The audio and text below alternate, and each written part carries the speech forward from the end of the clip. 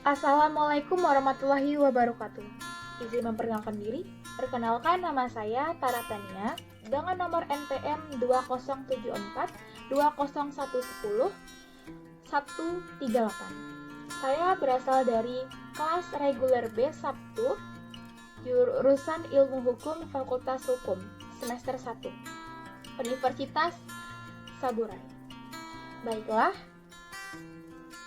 berikut beberapa penjabaran materi saya sebagai pengambilan nilai untuk perbaikan nilai-nilai sebelumnya.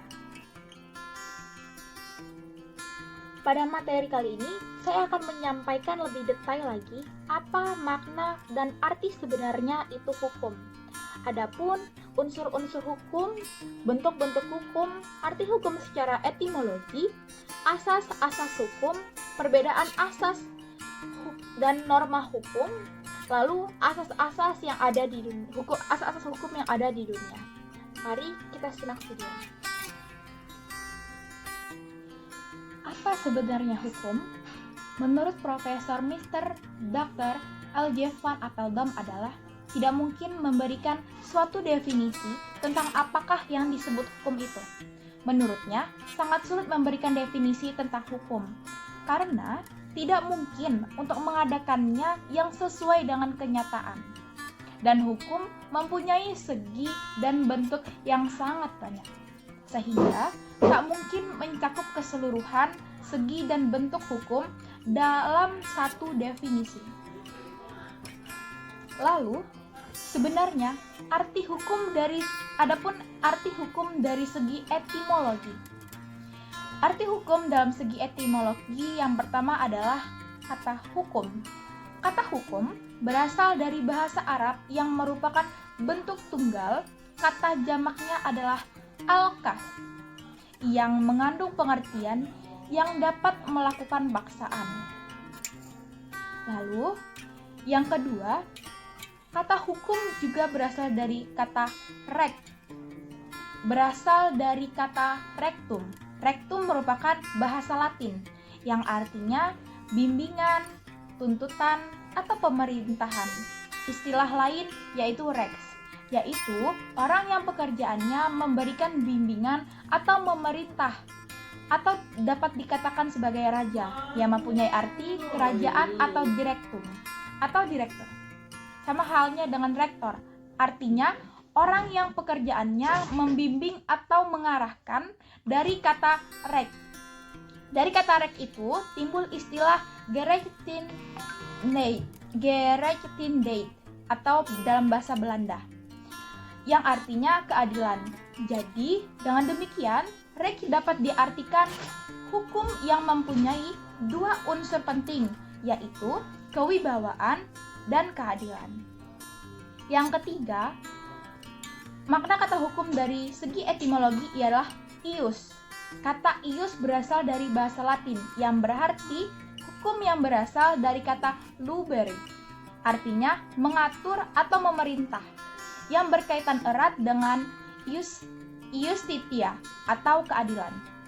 Jadi, dari segi etimologi, ius berarti hukum yang berkaitan erat dengan keadilan yang mempunyai tiga unsur, yaitu wibawa, keadilan, dan tata kedamaian. Lalu, adapun kata lex. Makna segi hukum dalam kata lex itu berasal dari bahasa Latin yaitu lecere. Artinya mengumpulkan orang-orang yang diberikan perintah. Kata lex berarti hukum sangat erat hubungannya dengan perintah dan wibawa. Berdasarkan uraian pengertian hukum secara etimologi, maka kita dapat menyimpulkan bahwa pengertian hukum bertalian erat dengan keadilan. Lalu, pengertian hukum juga berkaitan erat dengan halnya kewibawaan. Yang ketiga, pengertian hukum juga bertalian erat dengan ketataan atau orde. Yang kelima, pengertian hukum berkaitan erat dengan peraturan yang berisi norma-norma. Adapun yang ketiga, pendapat para sarjana tentang apa itu hukum. Menurut Profesor Mr. A.M. Myers, hukum adalah semua aturan yang mengandung pertimbangan kesusilaan, ditujukan pada tingkah laku manusia dalam masyarakat dan menjadi pedoman bagi penguasa negara dalam melaksanakan tugasnya. Hukum adalah himpunan peraturan yang berisi perintah dan larangan yang mengurus tata tertib masyarakat dan oleh karena itu harus ditaati oleh seluruh masyarakat. Adapun makna atau arti hukum dari yang lain ialah hukum adalah keseluruhan peraturan hidup yang bersifat memaksa untuk melindungi kepentingan manusia di dalam masyarakat. Adapun Profesor Paul Scholten mengatakan hukum yang baik adalah hukum yang mempertimbangkan kepentingan individu dan masyarakat. Menurutnya, untuk memberikan batasan arti hukum haruslah mengandung beberapa hal, yaitu seperti perintah, paham legisme, yaitu hukum yang berasal dari undang-undang, suatu izin yang diberikan oleh negara kepada setiap individu agar individu dapat melaksanakan tugas sebagaimana mestinya.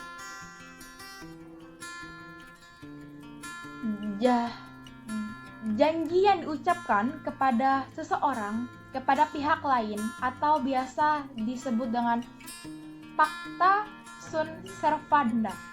Hukum yang disediakan yaitu undang-undang yang dibuat negara untuk dipergunakan oleh warga negara.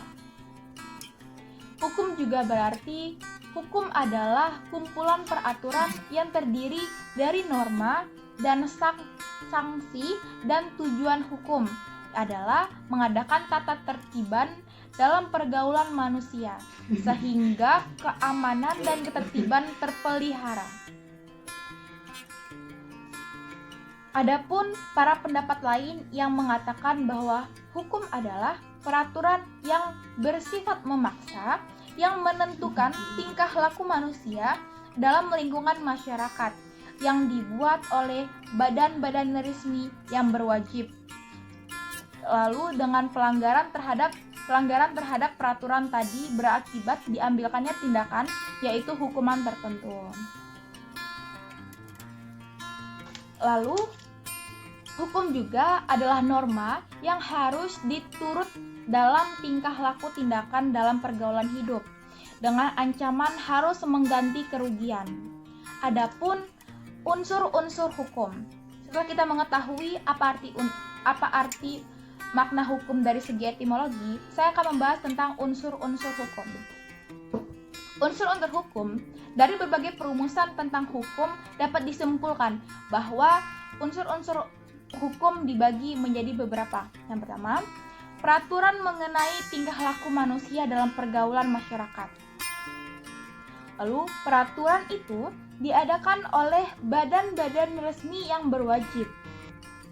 Peraturan hukum itu juga memiliki sifat yang memaksa. Sanksi terhadap peraturan itu tegas. Lalu, adapun ciri-ciri hukum.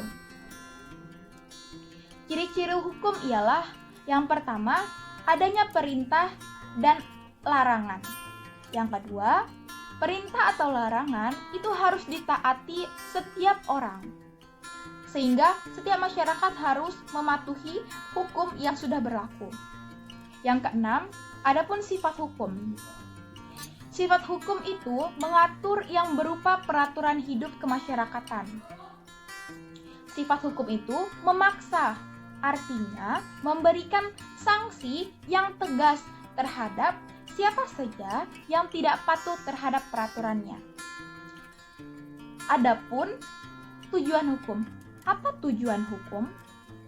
Tujuan hukum ialah dapat kita rangkum dalam beberapa pendapat dari beberapa pakar, yaitu tujuan hukum mengabdi pada tujuan negara, yaitu mendatangkan kemakmuran dan kebahagiaan bagi masyarakat dan rakyatnya.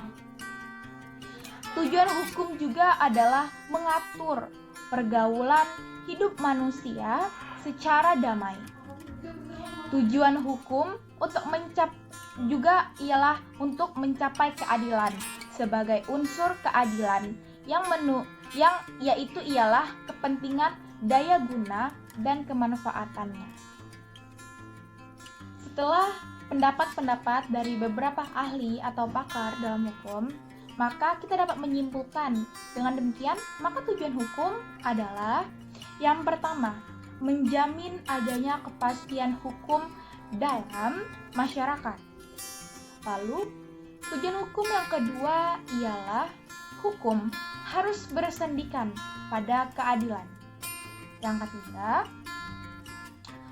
tujuan hukum ialah hukum menjaga dan mencegah agar setiap orang tidak menjadi hakim atas dirinya sendiri. Karena setiap manusia memiliki haknya masing-masing. Sehingga setiap perkara harus diselesaikan melalui proses pengadilan sesuai dengan ketentuan yang berlaku. Adapun materi selanjutnya yang akan saya bahas adalah asas hukum dan sistem hukum. Setelah saya membahas tentang makna hukum, dari arti hukum, dari segi etimologi dan tujuan serta yang lainnya, maka kita dapat memasuki materi asas hukum. Asas hukum adalah unsur yang sangat penting dan pokok dari peraturan hukum, atau dapat dikatakan asas hukum merupakan jantungnya peraturan hukum. Atau asas hukum adalah dasar-dasar umum yang terkandung dalam peraturan hukum. Mengapa kita dapat dikatakan asas hukum merupakan jantungnya peraturan hukum? Hal ini dikarenakan, yang pertama, asas hukum merupakan landasan yang paling luas bagi lahirnya suatu peraturan hukum atau dasar lahirnya peraturan hukum. Lalu yang kedua, asas hukum juga merupakan sarana yang membuat hukum itu hidup, tumbuh, dan berkembang. Yang ketiga, asas hukum merupakan penjabaran atau mengandung nilai-nilai dan tuntutan etis. Yang keempat, asas hukum merupakan jiwa dari norma hukum. Norma hukum merupakan penjabaran secara konkret dari asas hukum. Yang kelima, asas hukum merupakan petunjuk arah bagi pembentuk hukum dan pengambil keputusan. Adapun contoh asas-asas hukum antara lain, contoh-contoh asas hukum ialah yang pertama seperti setiap perbuatan jahat yang merugikan orang lain harus mengganti kerugian norma atau peraturan. Hukumnya adalah pasal 135, yaitu setiap perbuatan yang melawan hukum dan menimbulkan kerugian pada pihak lain wajib membayar ganti rugi. Undang-undang tidak berlaku surut. Peraturan hukumnya ialah tiada suatu perbuatan pun dapat dihukum kecuali atas kekuatan undang-undang yang telah ada sebelum perbuatan itu dilakukan. Itu termasuk dalam pasal 1 ayat 1 KUHP. Adapun asas presumption of innocence, yaitu praduga tak bersalah, ialah seseorang dianggap tidak bersalah sebelum ada keputusan hukum yang menyatakan bahwa ia bersalah. Adapun asas in dubio pro reo adalah setiap keraguan berlakukan ketentuan yang paling menguntungkan bagi terdakwa. Adapun asas similis milibus adalah perkara yang sama atau sejenis harus diputuskan sama. Lalu asas Strafzonder adalah asas tiada hukuman tanpa kesalahan. Adapun perbedaan antara asas hukum dan norma hukum. Perbedaan asas hukum dan norma hukum yang pertama adalah asas merupakan dasar pemikiran umum dan abstrak, sedangkan norma merupakan aturan yang real. Lalu yang kedua, asas adalah suatu ide atau konsep, sedangkan norma adalah penjabaran dari ide tersebut. Yang ketiga, asas hukum tidak mempunyai sanksi, sedangkan norma hukum adalah sanksi. Adapun sistem hukum. Sistem hukum, menurut Profesor Sudikno, sistem hukum adalah kesatuan utuh dari tatanan-tatanan yang terdiri dari bagian-bagian atau unsur-unsur yang satu sama lain saling berhubungan. Hukum yang merupakan suatu sistem tersusun atas sejumlah bagian yang masing-masing juga merupakan sistem yang dinamakan subsistem. Contohnya, sistem hukum Indonesia terdapat sistem hukum perdata, sistem hukum pidana, sistem hukum tata negara, dan yang lain. Nah, hukum tata negara dan lain-lain yang satu lain berbeda. Sistem hukum merupakan sistem yang abstrak dan terbuka. Artinya, yang pertama, sistem hukum terdiri dari unsur yang tidak konkret. Yang kedua, tidak menunjukkan kesatuan yang dapat dilihat. Yang ketiga, unsur itu mempunyai hubungan timbal balik dengan lingkungannya. Yang keempat, unsur-unsur lain yang tidak termasuk dalam sistem mempunyai pengaruh terhadap unsur-unsur dalam sistem. Adapun sistem hukum meliputi beberapa unsur, seperti struktur, kategori, dan konsepnya. Untuk sistem hukum di dunia, memiliki berbagai sistem hukum. Yang pertama, sistem hukum Eropa benua, atau dapat dikatakan sistem hukum Romawi Jerman, atau civil law system, or sistem hukum sipil. Lalu adapun sistem hukum Inggris, atau sering disebut dengan common law system. Untuk sistem hukum Romawi Jerman adalah sistem yang dipakai di Indonesia, sehingga hukum sistem Jerman itu yang dipakai di Indonesia. Ya, dikatakan sistem Romawi karena karena nama ini mencerminkan substansi dan sejarah yang tersimpan dalam sistem itu. Sistem hukum ini mulai muncul pada abad ke-13 dan sejak itu senantiasa mengalami perkembangan dan perubahan. Sehingga sejarahnya sistem hukum Romawi Jerman terdiri dari hukum Romawi dan hukum gereja, atau biasa disebut dengan canon law. Dalam sistem hukum Romawi Jerman, sumber hukum yang memegang peranan besar adalah hukum perundang-undangan atau hukum tertulis, yaitu hukum yang sudah terkodifikasi. Selain itu, strukturnya yang terbuka untuk perubahan. Hal ini disebabkan sistem ini hanya memberikan kaedah-kaedah yang bersifat umum dan disusun dalam suatu kodifikasi yang bersifat sistematis. Kaedah yang dihasilkan pada sistem ini hanya memberikan pedoman bagi pengambilan keputusan. Adapun penjelasan tentang sistem hukum Inggris.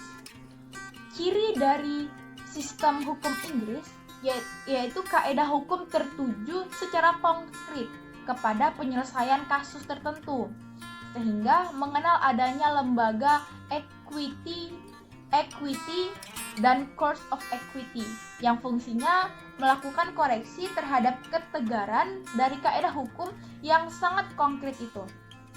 Hukum Inggris berkembang secara mandiri, tidak dipengaruhi oleh hukum lain, tidak mengenal modernisasi, tidak mengenal transformasi melalui kodifikasi. Baiklah, mungkin demikian penjabaran materi yang dapat saya sampaikan. Kurang lebihnya saya mohon maaf. Saya pamit undur diri. Saya akhiri, wabillahi taufiq wal hidayah. Wassalamualaikum warahmatullahi wabarakatuh. Terima kasih.